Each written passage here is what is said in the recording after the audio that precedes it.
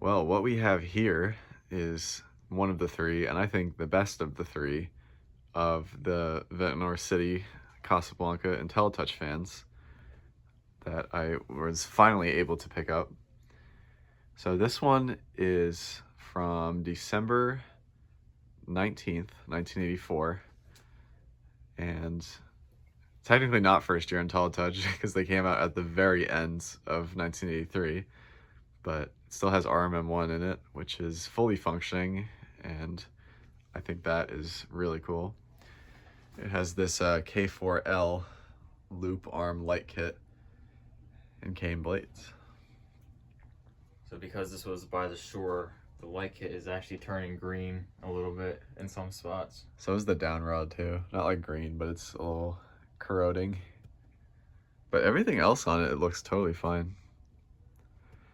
This would be a very pleb fan if not for the cane blades and the light kit, but still very cool nonetheless. I'm gonna put it through demo mode.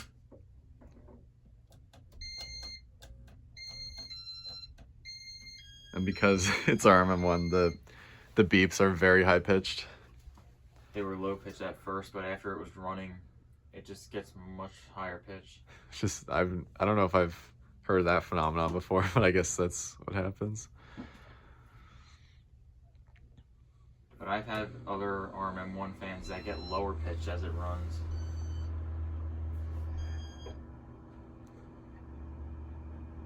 This also came with, I don't know if it was this fan in general, but out of the three, it came with a white W11, which is awesome. I've only had one before that I got from a Saturn like 2 years ago.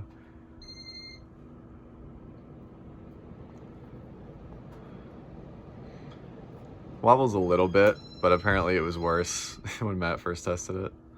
I had this fan up once before a couple weeks ago, and it wobbled like crazy, but this time it's just not. So that goes to show that sometimes depending on like how you configure the blades, like in what order, it either will or won't wobble, which is weird, but all right.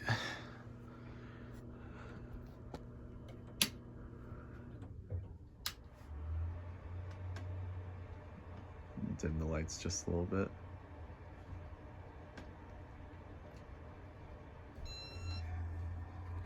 Speed 1.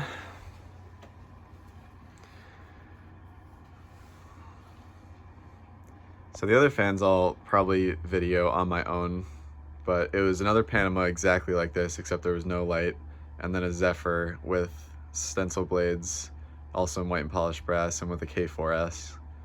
Just in case you haven't seen, they've shown up in other videos that we recorded today, but if you haven't seen that, that's what the three fans were.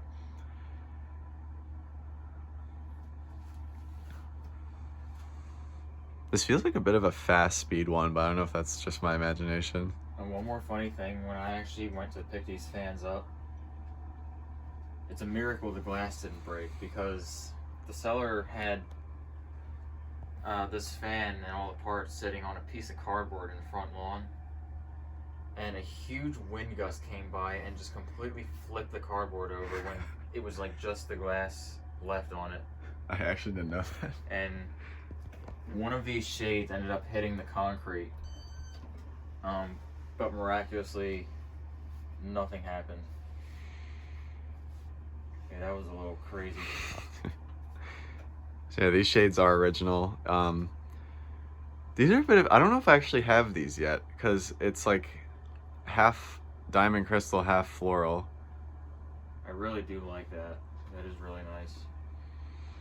The Zephyr also came with interesting shades that I don't think I have yet either.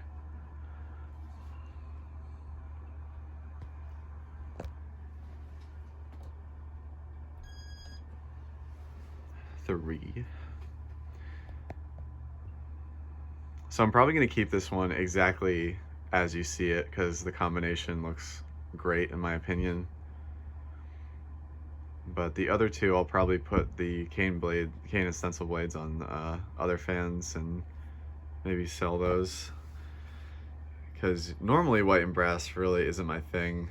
This combination is really doing it for me though, so shall stay as this. It's a pretty stunning fan.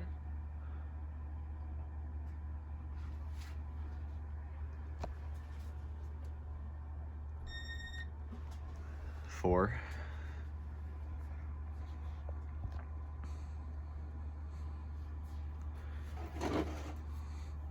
I feel like we've had decent luck with RMM1 fans working, although maybe I'm just reminiscing on the positives because we did have that Four Seasons disaster that had to be completely redone. That one was completely dead.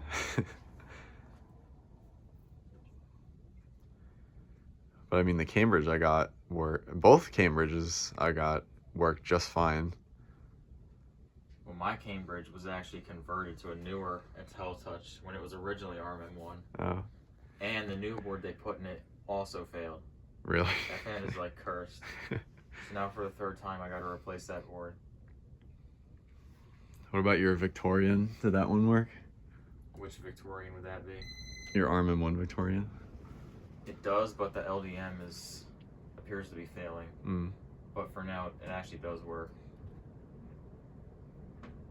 Oh yeah, I also had that all polished brass Panama where it worked just fine, but the light board died on it.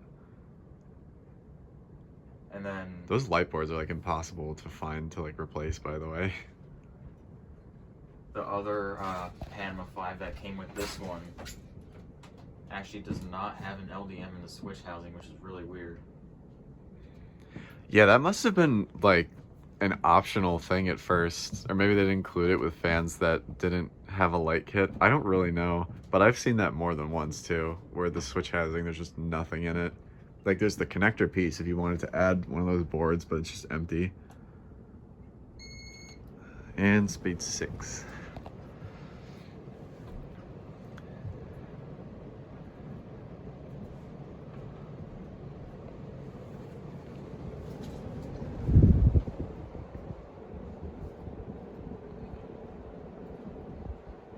This is also, I would say, the only fan out of the 3 that doesn't need new bearings. Yeah, I forgot to even mention that. These are like actually dead silent. One of the very, very rare instances where you don't need to replace bearings on an old Casablanca. If you do run it without blades, they will hiss a little bit, but I mean, it's But really nothing. I can't hear anything as it's running right now.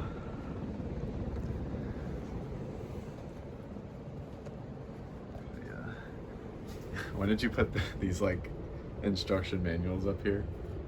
Oh, I've been collecting those, I guess, as I acquire fans, and I just put them up there. And I just noticed that one is about to fall. Now it's getting crazy high pitch. Can someone please explain that to me, why that happens with RMM1? Like why it gets either higher or lower pitch as it runs? I've never heard of one getting lower pitch. That'd be interesting to hear. I only have one fan that gets lower pitch. I feel like the spin down is gonna be like forever, so I'm gonna end my video here.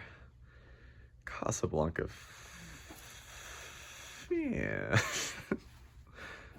Stop spinning. That is all for the Casablanca Panama 5.